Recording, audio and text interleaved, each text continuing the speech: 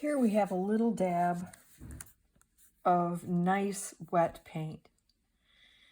Before too much time expires, if I were to leave this dab of paint sitting here, we would end up having what we call a skin over the top of it. A skin is simply where the air has touched the acrylic around the outside and it has begun to dry.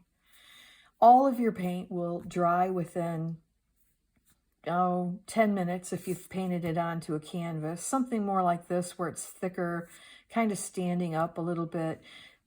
This could take 48 hours to dry all the way down through the center.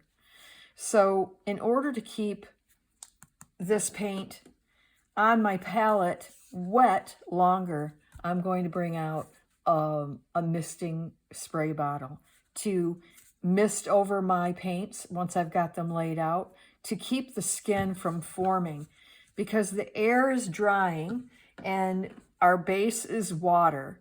So I've put this out on a piece of paper, and I've done that for a reason, because what will happen is the paper will begin to absorb the moisture and you'll get a little wetness through on the other side. Now you probably can't see this, but I can feel where the wetness is of that paint.